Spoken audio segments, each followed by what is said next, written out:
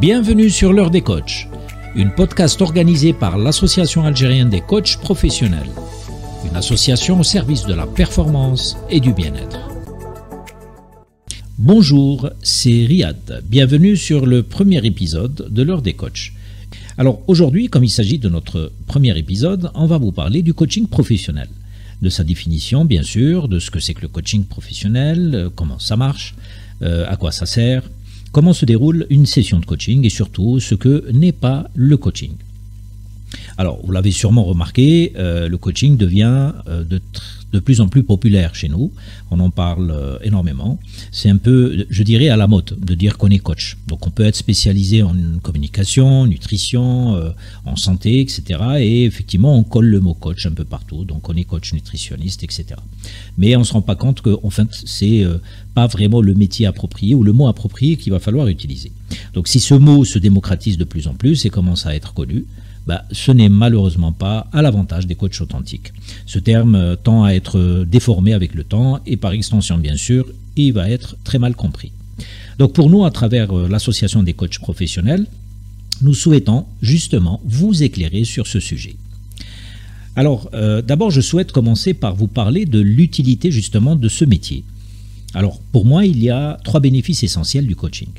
Le premier, c'est qu'on va résoudre concrètement un problème. On va exposer donc notre situation et travailler avec le coach de façon progressive à la recherche de solutions dans le but de résoudre définitivement une problématique. Donc on passe d'une situation complexe, d'une situation compliquée ou problématique à une situation plus agréable. Le deuxième bénéfice du coaching, c'est qu'on va rechercher et trouver les meilleures options possibles à l'atteinte d'un objectif. On passe par la construction, d'ailleurs, de l'objectif, à sa concrétisation par la mise en œuvre ou la mise en place d'un plan d'action spécifique. Et enfin, le troisième bénéfice du coaching, c'est qu'on va apprendre à mieux se connaître. On va se découvrir, on va découvrir des choses sur son mode de fonctionnement, sur sa manière de penser, de réfléchir. On apprend aussi à se poser, on apprend à se reposer intérieurement. On apprend à modifier nos comportements, on apprend aussi à transformer nos réactions ou ces réactions en actions positives. Et ça, c'est factuellement bénéfique pour soi et même pour votre entourage. Donc ce troisième bénéfice du coaching vous permet aussi de vous construire intérieurement, vous permet aussi de réveiller quelque part vos capacités, de développer vos compétences et d'acquérir aussi de nouvelles compétences. Alors, c'est quoi le coaching ? Alors, si vous allez surfer sur Internet, vous allez trouver plusieurs définitions du coaching, ce qui d'ailleurs crée une confusion sur le métier de coach. Donc, je vais essayer de clarifier tout ça. Donc, pour moi, le coaching est un processus d'accompagnement d'une personne ou d'une équipe à la recherche de ses propres solutions pour résoudre un problème spécifique ou à la recherche aussi de meilleures options possibles à l'atteinte d'un objectif clair et précis. Alors le coach vous accompagne à travailler sur vous en utilisant vos propres capacités, vos propres ressources sur une demande concrète. C'est-à-dire que le coach va vouloir préciser concrètement qu'est-ce que vous voulez travailler. Et ceci dans un but bien sûr d'amélioration et de développement. Donc ici, ce qu'il faut savoir aussi, ce qui est important, je le rappelle assez souvent, c'est que le coach n'est pas responsable du résultat. Le client, vous êtes responsable, seul responsable, car tout simplement les solutions et le plan d'action que vous mettez en œuvre vous appartiennent. Donc ici le coach ne vous propose pas de solution ou d'option et ne vous propose aucunement un plan d'action et il ne fait que vous accompagner à développer par vous-même cette progression jusqu'au résultat final. Donc le coach va utiliser bien sûr sa posture, il va aussi utiliser ou il va mettre en action ses compétences de coach. Alors les compétences de coach justement à ne pas confondre avec les techniques du développement personnel qu'on verra un peu plus loin.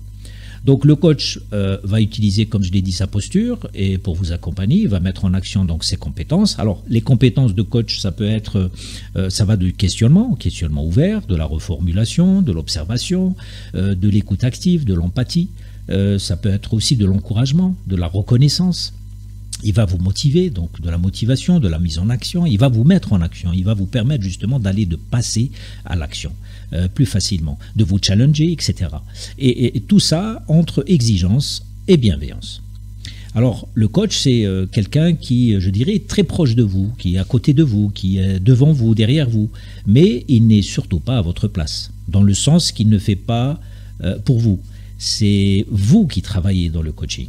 Le coach travaille justement à vous faire travailler, à réfléchir et à, je dirais, vous mettre en action. Et le coach vous met, ce que je dis toujours, une petite pression sympathique pour maintenir justement le cap et respecter vos engagements. Alors, comme j'ai parlé de compétences de coach, là, le coach, il peut aussi, donc, en plus de ses compétences, utiliser des outils qu'il aura bien sûr appris lors de sa formation. Ce qu'on appelle les outils de plusieurs techniques existantes dans le domaine du développement personnel. La plus connue, bien sûr, c'est la PNL, la programmation neurolinguistique, qui est très très intéressante et très importante aussi. Donc, il y a des outils très intéressants qu'on peut utiliser, de l'analyse transactionnelle aussi, de la gestalt, etc. Donc, c'est selon le besoin et la situation du client. Alors, en coach, pourquoi finalement ? Alors là, je vous ai pris quelques exemples qui ne sont pas exhaustifs, mais qui reviennent à chaque fois. Là, par exemple, la prise de parole en public. Un chef de projet ou un chef de mission doit présenter son projet devant un commanditaire ou devant un auditoire. Donc, il bafoue, il le présente mal, il bégaye, il oublie, il stresse, etc. Donc, il a besoin de coach pour l'aider à améliorer sa prise de parole en public. Autre exemple, un changement de poste où la personne angoisse avant même d'occuper son nouveau job. Donc cette personne a besoin ou peut se faire accompagner par un coach. Une personne aussi colérique qui a du mal à se contenir. Le manque de confiance en soi. C'est que d'ailleurs on fera une séquence spéciale pour aborder ce sujet sur la prochaine audio, sur la confiance en soi. Effectivement, la personne a besoin de se faire accompagner pour augmenter sa confiance en elle. Il peut s'agir aussi de la gestion du stress. Donc je suis trop stressé, tout le temps stressé, comment faire pour déstresser.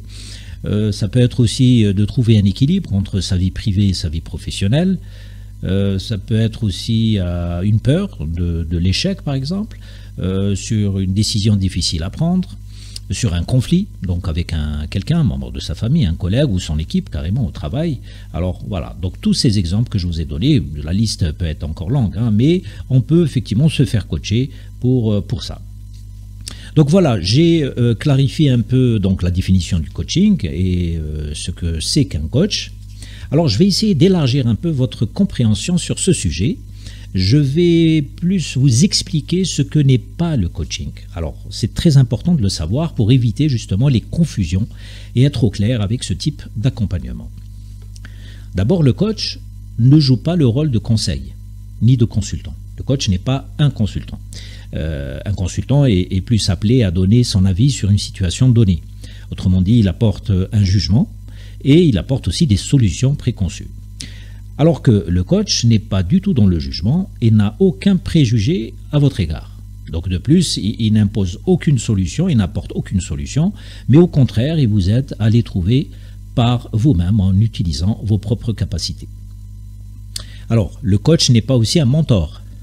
Lors d'un mentoring, le mentor ne fait que transmettre en fait ses connaissances, son expérience et son savoir-faire à une personne. On parle plus d'une relation verticale. Donc l'objectif ici est d'aider la personne à progresser dans un domaine spécifique, en donnant des conseils, mais plutôt des expériences vécues qui ont bien fonctionné. Alors que lors d'un coaching, le coach accompagne son client, donc on est plus dans une relation horizontale, pour l'aider à trouver ses propres réponses. Alors, ce qui est intéressant de savoir ici, c'est que le coach et le client avancent ensemble au fil des échanges et des discussions.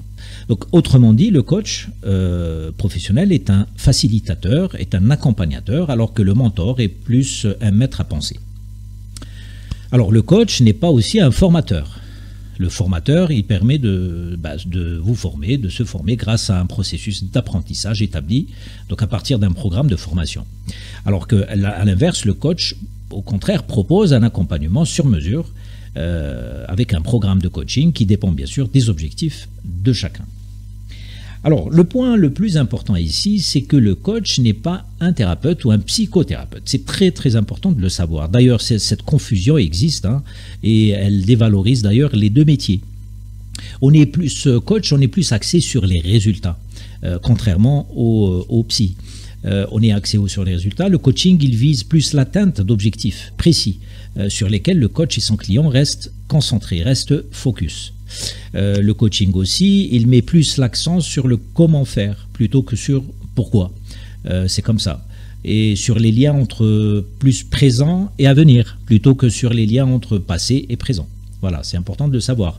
Le coaching aussi, et son processus est court, c'est-à-dire qu'il peut aller jusqu'à grand maximum peut-être 4 mois, 5 mois. Donc le coaching est bref. Et surtout, il s'organise autour d'un contrat préalable dans lequel donc, les objectifs sont fixés, le nombre de séances et la durée aussi sont précisés. Mais effectivement, le coach n'est pas un psychothérapeute, mais on va voir que le coaching se rapproche aussi de la thérapie sur certains points. Les points que j'ai retenus pour l'essentiel, c'est par exemple la posture du coach. Le psy et le coach sont dans l'accueil inconditionnel du client, sans le juger et sans surtout le conseiller. Le coach et le psy sont plutôt dans l'écoute active qui est pratiquée. Donc c'est une des compétences d'ailleurs du coach. C'est cette écoute active qui est pratiquée par le coach avec ses reformulations, avec ses questions ouvertes, visant donc les prises de conscience. Et je dirais aussi le troisième rapprochement, c'est la responsabilité du client, donc vis-à-vis de ses solutions, de ses décisions, de ses actes. Voilà, c'est important de le savoir. Mais moi-même, en tant que coach professionnel, je pratique donc le coaching et je ne pratique surtout pas de la psychothérapie, c'est pas mon métier. Mais ma connaissance de la psychologie et des sciences humaines ne font qu'enrichir en fait ma pratique et mon écoute des clients. Donc ce point, il est très important à savoir. Alors le dernier point aussi, donc parfois effectivement on peut confondre un peu le coach avec le gourou, parce que bon, le gourou il met cette casquette de coach. Donc ici on est bien loin de la boîte à outils des maîtres à penser, qui certes peuvent peut-être prodiguer de très bons conseils, mais ne doivent en aucun cas usurper le nom de coach, car il s'agit bien d'usurpation. Le travail du coach justement, il consiste à quoi? Il consiste à accompagner ce qu'on appelle une progression, et surtout dans le respect de la cohérence de la personne. C'est important de le savoir. Et la profession justement de coach est très cadrée. Voilà, donc je voulais effectivement faire un point sur ce que n'est pas le coaching. Alors maintenant, on va voir comment ça se passe concrètement. Comment se déroule un processus ou une session de coaching. Alors, dès que vous avez un besoin, vous allez contacter donc un coach pour la première fois. Alors vous aurez une première séance que j'appelle de découverte. Ça peut être par téléphone ou en face à face pour peut-être un grand maximum d'une 20 à peut-être 30 minutes. L'objectif ici est de confirmer que le coaching est la bonne approche. Alors le bon coach ne va pas accepter n'importe quel mandat. Si par exemple vous avez une personne qui souhaite découvrir et apprendre les outils de la PNL, tout simplement il s'agit de formation, donc je ne suis pas la bonne personne. Alors dans ce cas bien sûr j'oriente la personne vers un formateur ou un expert du domaine, donc ce n'est pas du coaching, même si je suis aussi spécialisé aux outils de la PNL, certains outils de la PNL, mais je ne suis pas en mesure de faire du coaching. Peut-être je suis en mesure de faire de la formation si je suis formateur bien sûr certifié, mais ce n'est pas du coaching, c'est ce qu'il faut savoir. Alors après cette séance de découverte, et selon bien sûr les besoins du client, le coach va programmer ou planifier des séances de coaching, généralement entre 4 à 12, peut-être grand maximum 15 séances, avec une moyenne d'1 heure par séance. Donc les séances doivent être aussi espacées de 10 à 15 jours maximum, 10 jours je dirais minimum, pour en fait on fait travailler le client entre les séances. Et dans chacune des séances, le client fait un retour sur la séance précédente, qu'est-ce qui s'est passé, qu'est-ce que j'ai fait, quels résultats j'ai obtenus. Et ensuite, le client travaille pendant justement le déroulé de la séance à plus de réflexion, à plus de progression. Et en fin de séance, on fait toujours un feedback. Et le client met en place aussi un nouveau plan d'action à réaliser avant la séance d'après. Donc finalement, on constate que le client travaille en continu pendant tout le processus du coaching. Alors la fin de la session se fait soit à la demande du client, s'il voit qu'il a atteint effectivement son objectif et qu'il est capable de s'en sortir, ou aussi à la demande du coach, s'il trouve que le client n'a plus besoin de lui. Voilà, c'est important à savoir. Alors maintenant, comment choisir un coach? Alors pour moi, il y a 4 éléments importants. Alors, le premier élément, bien sûr, il est fondamental, c'est que le coach doit être formé au coaching professionnel. à mon avis, un minimum de peut-être 7 jours de formation, de base coaching, avec un minimum de 30, peut-être jusqu'à 50 heures de pratique. Et d'ailleurs, c'est ce que je dis effectivement aux nouveaux coachs, c'est de pratiquer avec vos camarades de promo, avec vos amis, peut-être les membres de votre famille au début, pour essayer de pratiquer de plus en plus et vous expérimenter et de vous exercer. Et d'ailleurs, j'ouvre une parenthèse, l'Association algérienne des coachs professionnels propose donc des ateliers d'entraînement au coaching pour les bébés coachs ou pour des coachs qui n'ont pas la possibilité de pratiquer régulièrement, et ce, dans le but bien sûr d'améliorer sa pratique. Donc, premier élément, c'est être formé au coaching professionnel sur les bases du coaching. Le deuxième élément qui est lié au premier, c'est que le coach doit être certifié. Ce qui signifie qu'il a suivi une formation donc complète. C'est base coaching, plus des spécialisations, plus des outils, etc., qui lui a permis d'arriver à un niveau de compétence et de réflexion sur lui-même et sur son rôle. Alors, troisième élément aussi, et là ça vous concerne, en tant que client, c'est qu'il va falloir, en fait, quand vous allez rencontrer le coach pour la première fois, vous allez vous sentir, c'est cette sensation qu'il va falloir vivre. Il faut vous sentir bien, vous allez vous sentir en confiance, en sécurité, dès la première rencontre. Il faut que ça colle, en fait, voilà, il faut que ça marche. Ça, c'est un élément pour moi qui reste très important. Et le quatrième élément, bien sûr, il est fondamental, c'est que vous sentez que le coach est structuré. Vous sentez que le coach est organisé, il est centré sur vous, qu'il vous explique les conditions du coaching, peut-être les définitions du coaching, les règles du jeu. Il va vous transmettre le code de déontologie. Il va vous proposer surtout un contrat. Voilà, ça c'est important, c'est qu'une relation de coaching est concrétisée par un contrat. Il va surtout vous annoncer le tarif avant justement le début des sessions. C'est très important de le savoir, c'est qu'un coach il va jamais vous donner le tarif après avoir finalisé le cours. Vous pouvez avoir du mal à demander au coach quel est le tarif, mais un bon coach, un coach authentique, va effectivement vous informer de toutes ces conditions. Voilà, donc c'est terminé. J'espère que ça vous a aidé à voir plus clair sur le coaching professionnel. Vous pouvez bien sûr partager cet audio, ça me fera plaisir. Donc je vous dis à bientôt pour une prochaine podcast.